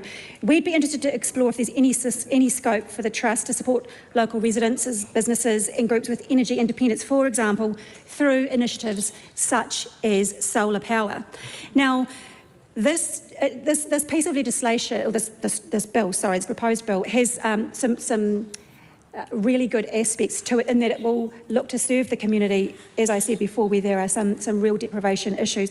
And we've seen some real success stories with other trusts. For example, the likes of Trust Tairāwhiti, whilst when they were formed through the same sort of era and issues, they didn't have the specific clause in it that said that they were only mandated to be able to provide grants to those around the energy specific area. And they have gone on to achieve fantastic things and support the community in incredible ways.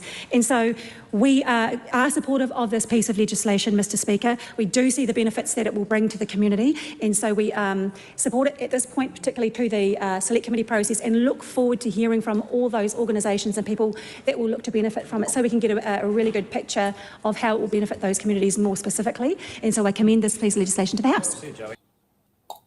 So you're more informed for what Joe Luxton, the former MP for Rangataata, and hopefully to boot out Dana Kirkpatrick from East Cape, have got to say.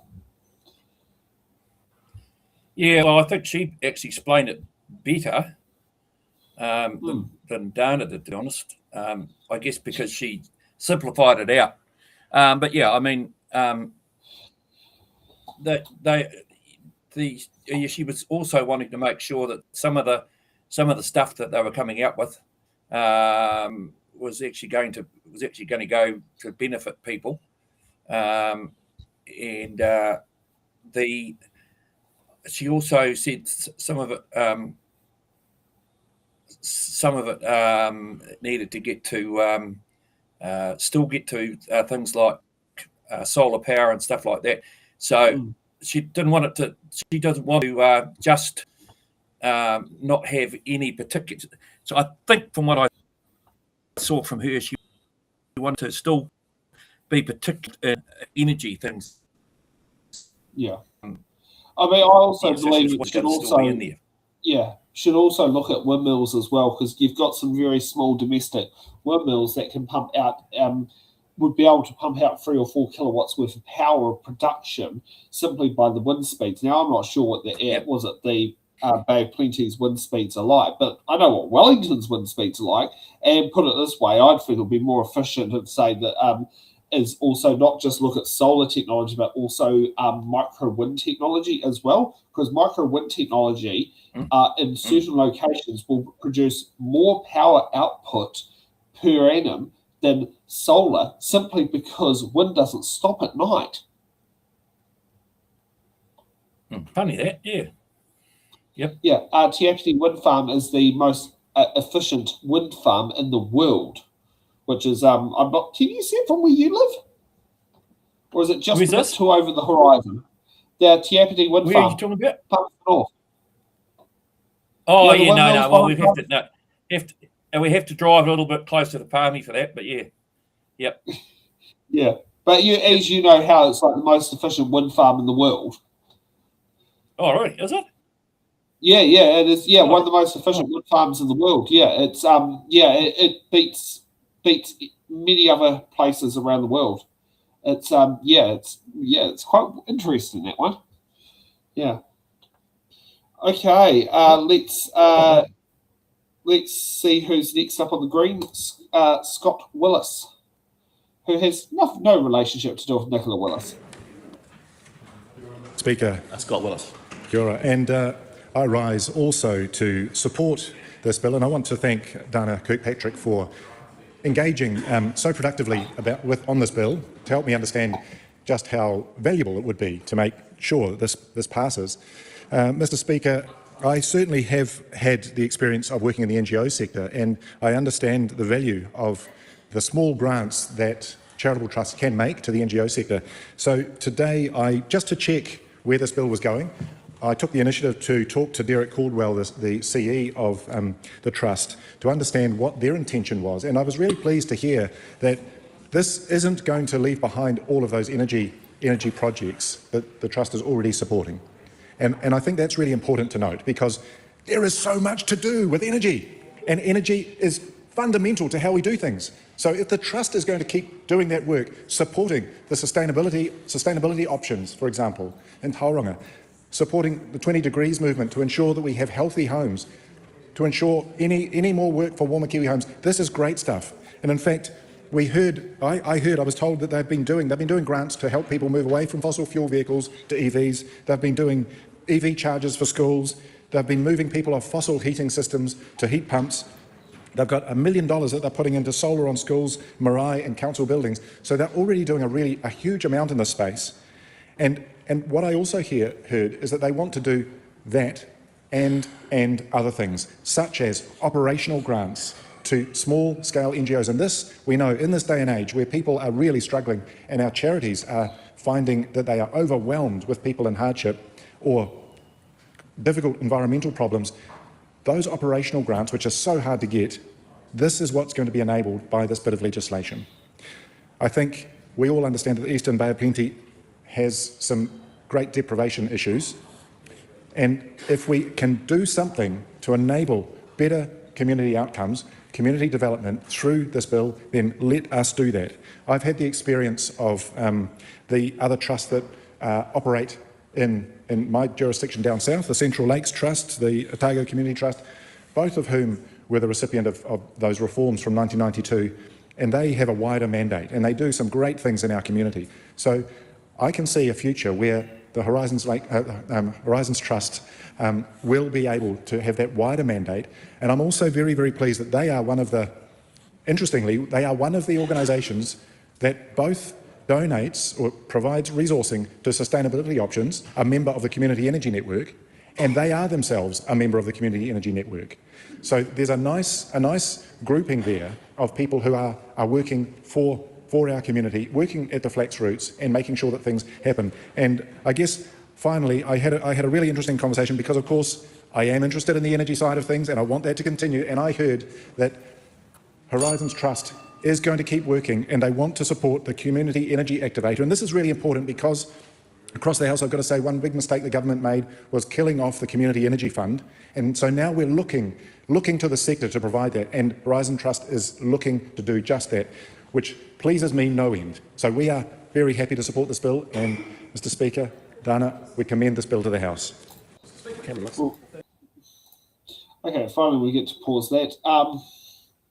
You think Scott's helped clarify more knowledge on the bill?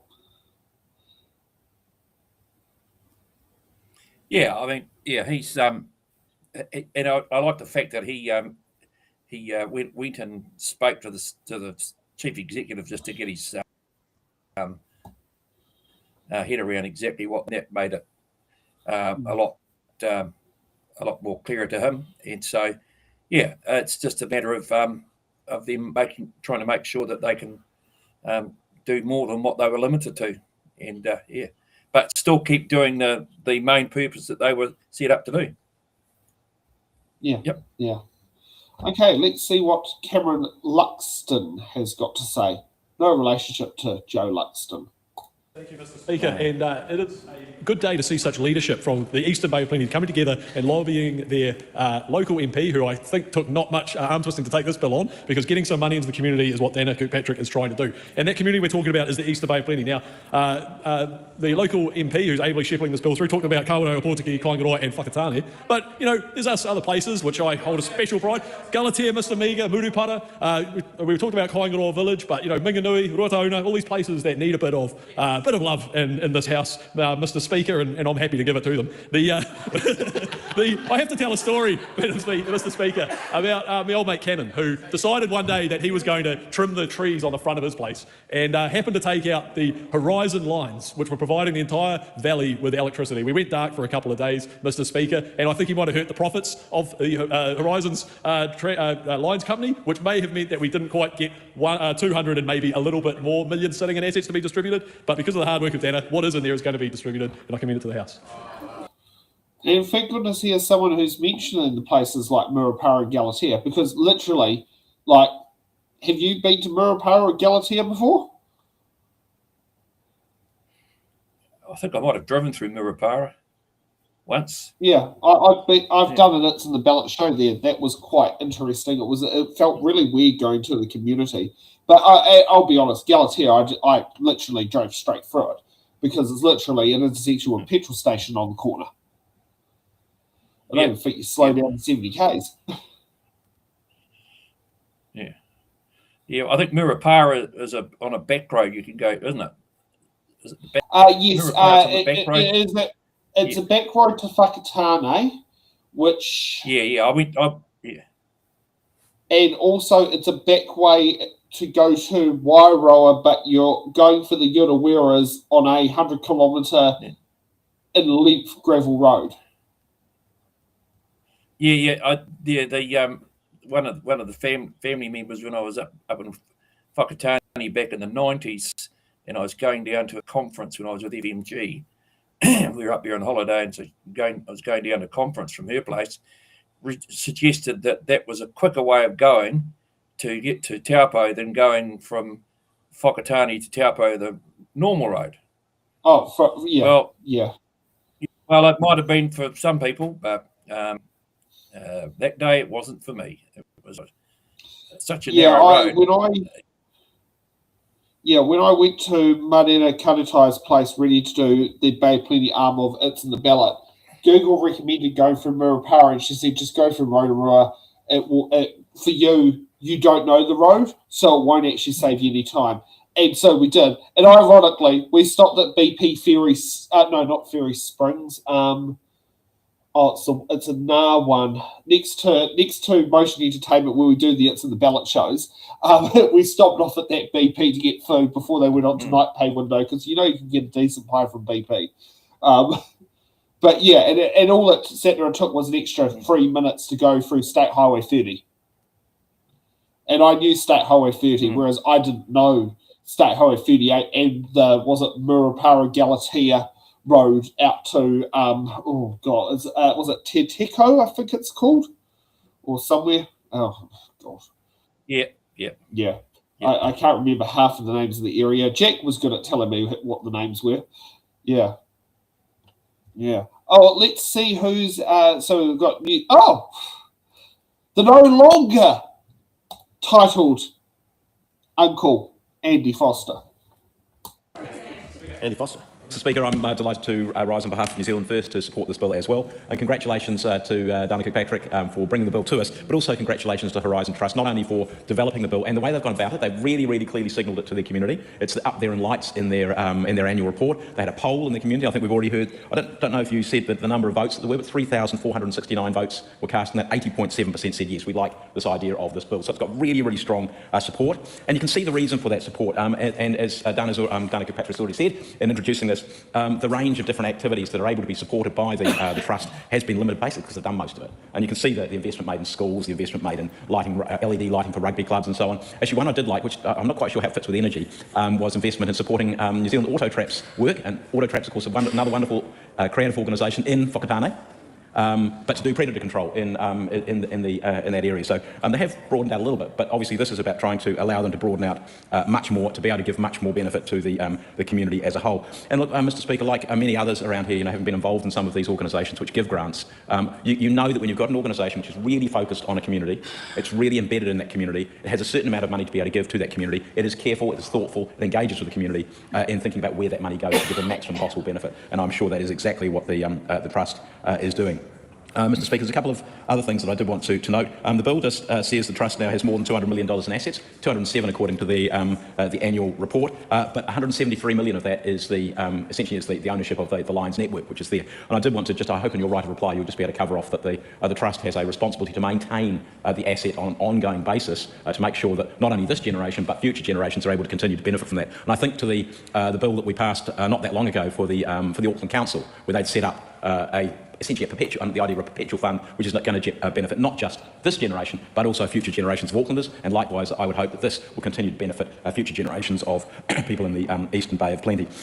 A couple of other things I just wanted to reflect on. In the last bill, the Carter Trust bill, we had comment made about omnibus bills. And maybe there's a whole bunch of different organisations which are limited by, in this case, it's a trust deed. And I do wonder whether there are other, I have had this conversation, at least in passing, if there are other organisations, particularly in of this nature, which are similarly limited and might want to put their hands up and say, hey, can we get our trust deed expanded if that's what they want to be able to do. Mr Speaker, I think I've said all that I needed to say on this. I just think it's a great bill. Congratulations again to all who are involved in it, and I look forward to seeing the submissions and to seeing its passage through the House. I think from what Andy Foster is advocating for is for an extended sitting day on Members' Day. Yeah, I mean, Andy got a chance to say something. He's always a pretty good speaker, though, isn't he? And useful. Yeah. Well, he at least reads the bills. Or at least has a concise speech that makes sense to what is being said. And that's something I always sit there and say is we always enjoy Andy's speeches because at least you learn something from it. Yep. You know, whether you like, I think he's had to follow. I think he's had to swallow a few rats, to be honest. Yeah, no, he definitely has. Yeah, because especially with the with Winston talking about Maori not being in New Zealand and stuff like that. I mean, I remember Andy at some of the conferences, and some of these guys have gone about, this Maori thing and all that, and Andy would stand there and listen to them and say, well, actually, we've got to think about these things, and we've got to treat these people, with respect and stuff. And the biggest irony though is Julian Paul, who's the president of the party.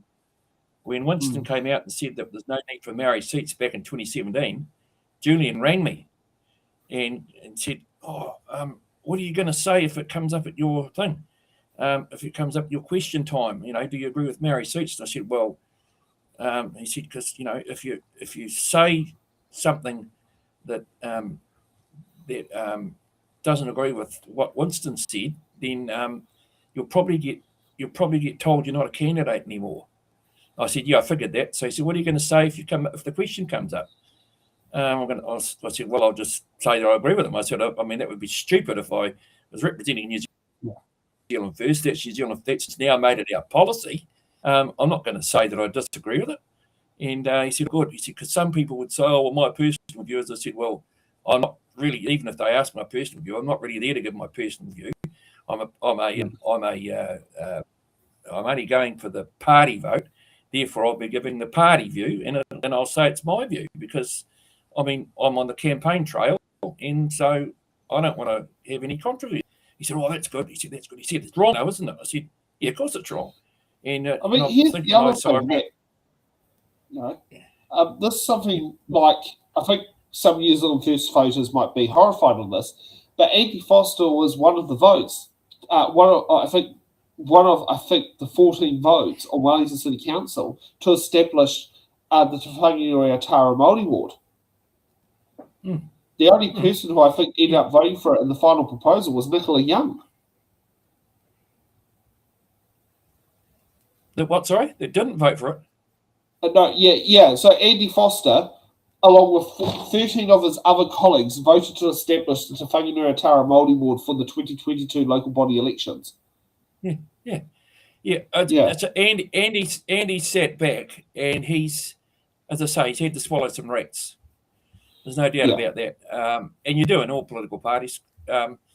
If everybody agreed with everything that the political party said or the leader said, or if they felt that they should speak up, wouldn't be very many MPs in the House. Right there.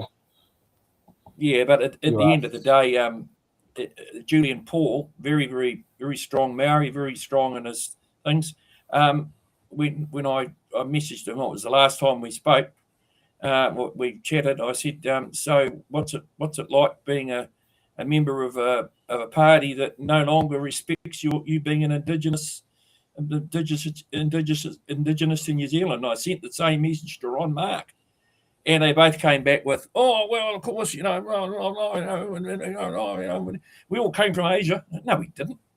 I said, "Oh, we came from Asia." I said, "Oh, you believe that bullshit?" Yeah, okay. So why is it that only people with Polynesian blood and it's rampant in South America?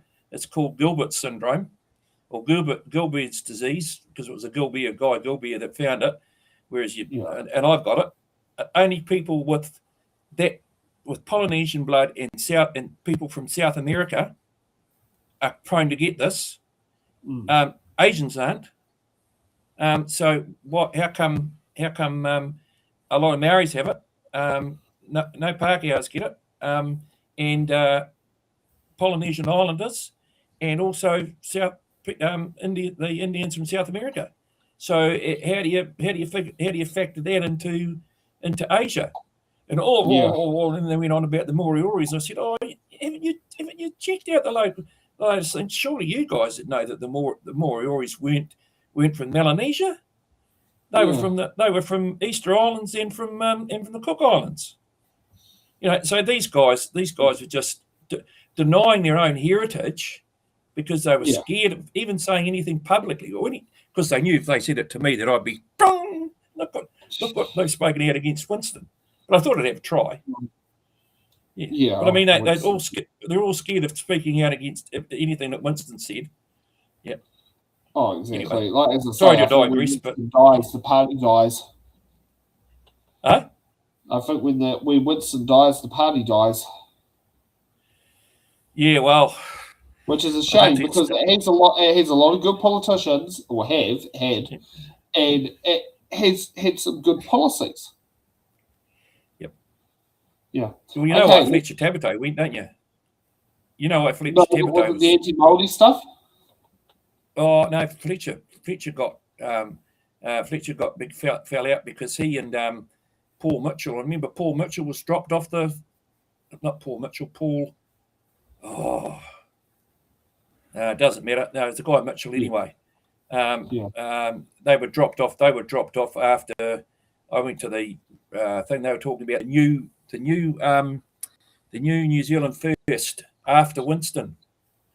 I was looking at Winston when they were talking about it and how we go forward from here. And I'm thinking, I was watching Winston, I'm going, these guys had it. Yeah, next minute.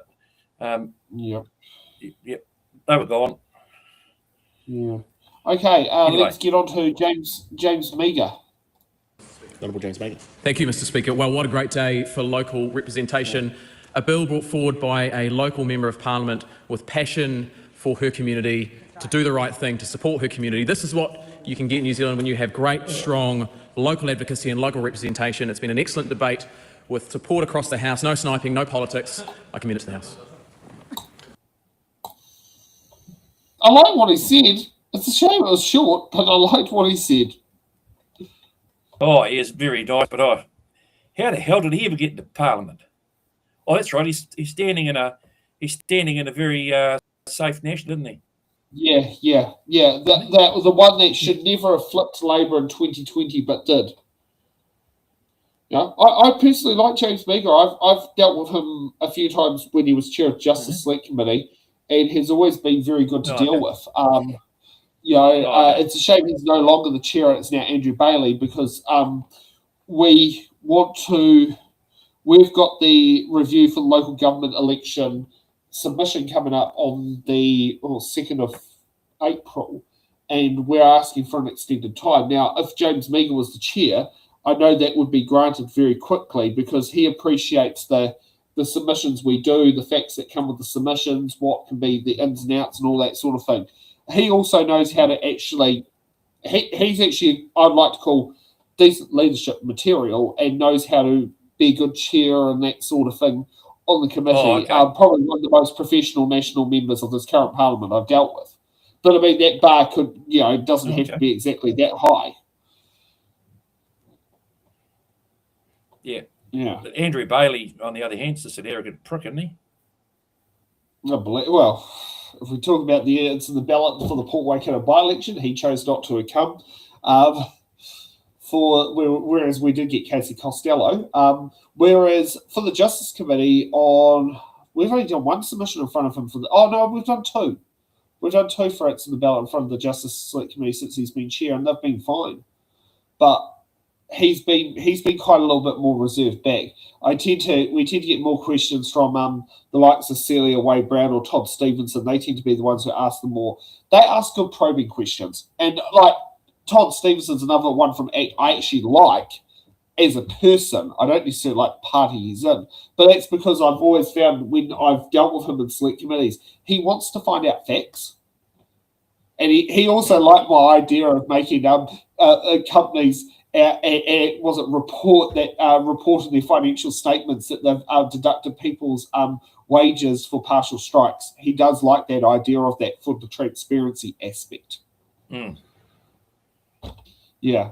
But I think he knows why I came with that thing, because it's like, I sat there and said, it's not exactly that difficult to have these things put in, especially with payday filing that exists now. You could, because the other one that came out of the partial strike deduction is whether it was gross or net or where did it kick in, and that was something that was unclear in the first reading of the legislation, is whether it came in before or after PAYE deductions. And that's why I said I believe it should be notified onto a tax return, because if you do receive a partial strike deduction that is based on your gross pay, you should be able to claim the deduction against your tax.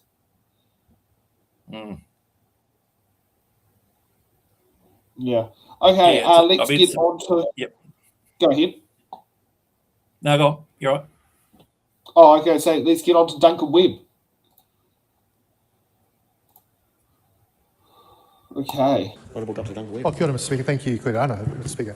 Thank you for that. These private bills are an interesting beast, and there is a real question to be asked about whether the House's time is best used in what is essentially a minor trust variation, expanding the powers of the trust to distribute money beyond its original purposes. High Court's perfectly able to do that, but if it's been created by Parliament, that's not seen as within the ambit of the Court's powers. So very happy to see this go to Select Committee, have a good look at the proposed trust variations, see what's good for the community, which is ultimately what this is about, because it's a community asset in terms of this electricity company that we're talking about. Let's send it off there as soon as we can and see what happens. Kia ora. That is probably one of the quickest speeches I've ever seen from Duncan Webb. He normally puts very decent lengthy speeches in, but I can see why he wants to be quick on this one, because, as he did sit there and say, is it the right use of Parliament's time to be doing that? He does have a valid point. Yep. Well, that's the thing. But wasn't it legislation put in by Parliament in the first place? Correct. Yes. And so that's why it has to be modified through Parliament. Yeah. Okay. Where it's at. No, keep going. Well, where it's an obvious thing like that, I wondered whether we needed that many people to talk on it too. That's the other thing. But I suppose, first readings always 11 speeches, which is the bill for members and private bills and local bills. It's the bill sponsor gets speech 1 and 11, which is the right of reply. And for second reading and third reading, it's always 12 speeches. Now, and for the second and third reading, the allocation is always a maximum of 10 minutes. But often, usually the party in support of the bill doesn't tend to drag out their allocations. It's only those against it who tend to drag it out. Now, we've got some super chats here from Lord Alex's super chats, who seems to like doing that. And he would like to get your opinion. Now, I know you're not a Wellingtonian, so this might feel a bit foreign to you. Just wanting Sam Ridge's opinion on the Petone to Granada Link Road. I believe the project would have more support if public transport were involved, and yesterday's session in Newlands was very tense. Now, Alex has rang me up. I do know about this. We spoke about this today, but do you know much about it and have an opinion on it? Me? I don't know really know anything about it. Petone to Granada Link Road. What is that is that away from the motorway talking about, is it, or? So basically it is an alternative route to divert traffic. To divert traffic off State Highway, off State Highway 2 and State Highway 1 of the Nowrunga interchange. So it has a more direct route for traffic that's coming from Porirua, from Transmission Gully into the Hutt Valley without the need to go down the Nowrunga Gorge and back up. As you probably would sit there and know, our fuel tankers. So our fuel tankers, which all come from Wellington, have to go out down Seaview, down Petone Esplanade, onto the Hutt Expressway, down to Nowrunga, turn off and then go up the narrow gorge onto State Highway 1 over the hill and either Transmission Gully or State Highway 59. The Petone Grenada Link Road would take that traffic flow off current State Highway 2, State Highway 1, and put it on its own alternative route that also in the event of accidents it helps with more redundancy, because at the moment if State Highway 2 is closed between Petone and Narromine, the alternative is the Haywards Hill Road. Right. Yeah. So what it would take off. The suggestion is, well, what they're doing, what they come up with is that would take off a lot of the heavy traffic off State Highway 1 and 2. Is that right? Yes, that's correct, yeah. Not sure how it's going to deal with the fuel tankers, though, because the latest proposal has 2 tunnels in them. But I'm not sure whether they'll be kitted for dangerous goods. The big thing is, in Wellington, the Terrace Tunnel, the Arras Tunnel, and the Mount Victoria Tunnel are not cleared for dangerous goods. And its primary reason behind that is the dangerous good vehicle stopping and queuing in traffic. Yep. Yeah. Well, that makes sense. But the Johnston Hill Tunnel, which is the twin tunnels at the end of the Northern Gateway motorway in Auckland, that is cleared for fuel tankers. So is the Mount Messenger Tunnel. So was the old Awakeno Gorge Tunnel. I mean, the Mount Messenger Tunnel, that was a joke of a tunnel anyway. I mean, it was so small. I think also the new Mount Messenger Tunnel will be cleared for fuel tankers as well. Mm-hmm. Yeah. He has also done another super chat. Just wanted to ask Sam and Reg's opinion on online casino gambling bill. A big mistake was made when the bill excluded loot boxes within video games. Video games are increasingly copying casinos. That might be going over your head. I know about that, Bill. Yeah, well, I all I know is I haven't really looked too much at the bill itself, but the online gambling at the moment, how do they restrict under 18s? I don't know. I mean, that's there's no I restriction really don't know. from somebody getting a pay safe. No, there's no restriction from those pay safe vouchers. You weren't working in surveys when they came out, were you? No, but I do know about them because I had a activated machine that did them for the coffee cart. And I actually know Dave from across the road when I was living in Kandala used to often come around to my place and buy them so he could do online gambling. Yeah, and that's pretty much all they are. I mean, I think they're an absolute scourge, because that people can buy gambling vouchers from a service station. But they're not only used for online gambling; they're used for purchasing things on the internet. 99.9% of them, and I'd say 99.9% recurring, are used for online gambling. Yeah, and so yeah, and it's usually, it also got around certain types of restrictions as well, because PaySafe was also designed to be an anonymizer way of doing it. Because I think also the other place that could have been used for PaySafes was adult content. Yeah. Yeah. So, so the Mr. or Mrs. doesn't know on the bank statement. They'll just go, "Oh, you put petrol on the car, darling." Yes. They're looking at incognito mode on the computer at some adult content. Yeah. Oh yeah, no, it's just, I mean, the whole thing is with that. I mean, the service stations got into it because it's a great little they were the commission. Yeah, the commission on them was 2%. Wasn't bad commission for what it was meant to be. 2%. Oh yes, yeah, that's pretty damn good. I didn't know it was that high, because that's what the commission was. That was on the low end of that. Probably service stations are probably getting about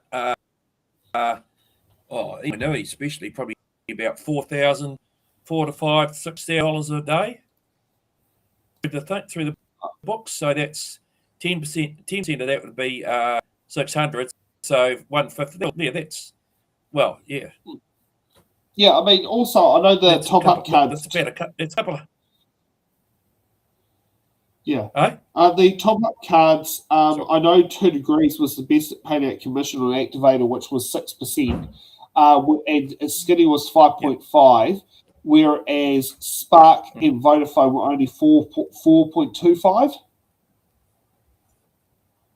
So those were the commissions on there. That's what I remember from being here. And Digicel, I can't remember what Digicel was because I never sold any of those at the coffee cup. But that was such a common one at BP Levin. Digicel cards would sound like crazy at BP Levin. Yeah. Yeah, no,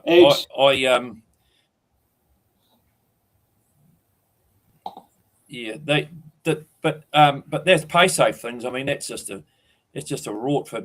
I mean, it just the online. I mean, fortunately, we had them. The old green cards, and that was supposed to only be used for fuel. BP said you can only use it for fuel, but of course they'd come in and hide it behind a card, and they get all this stuff, and then straight away, as soon as everything was up, the thing open, swipe the other card through, whacked another thing, and now they've got to put a pin in. Oh, because that's safer, because that way we can tell who they are. No, you can't, because before they used to sign it, and they never had the right thing, and now they're putting a pin in. So, so they said the pins were on the cards. The whole thing. The whole thing. The card. The working income payment card system, the PIN was on the card because it was the last 4 digits of the card.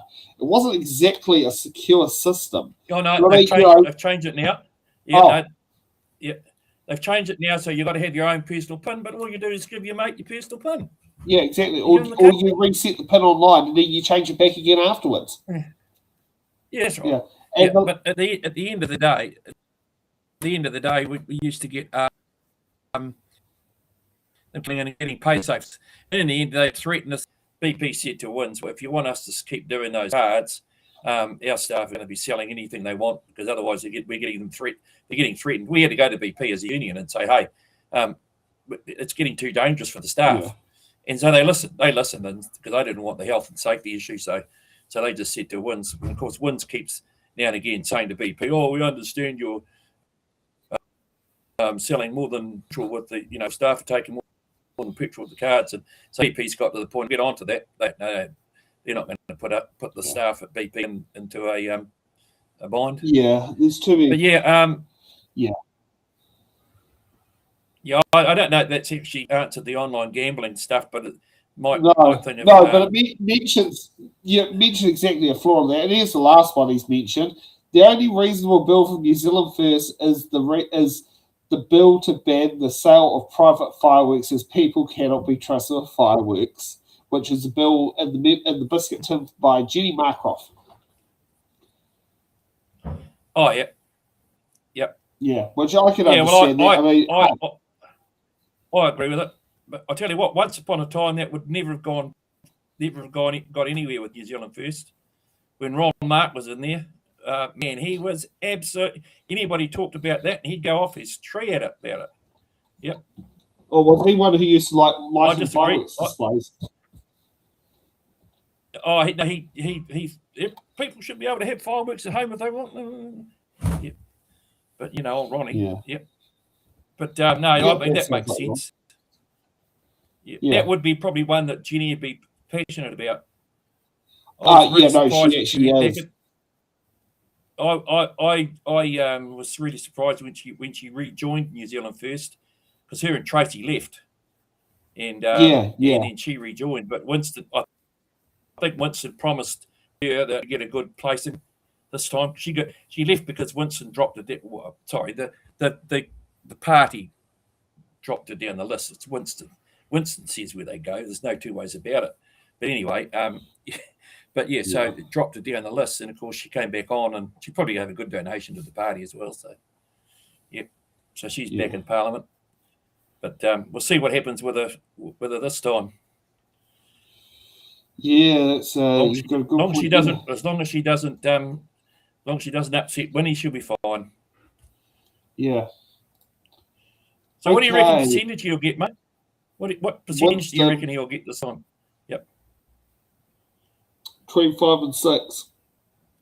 Oh, I reckon it'll be double figures, mate.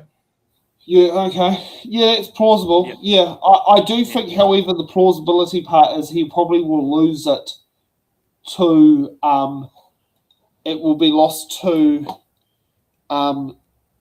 National. Like, I think where he's going to be taking the bills away will be from National, not from that's where I think it will cannibalise the votes from.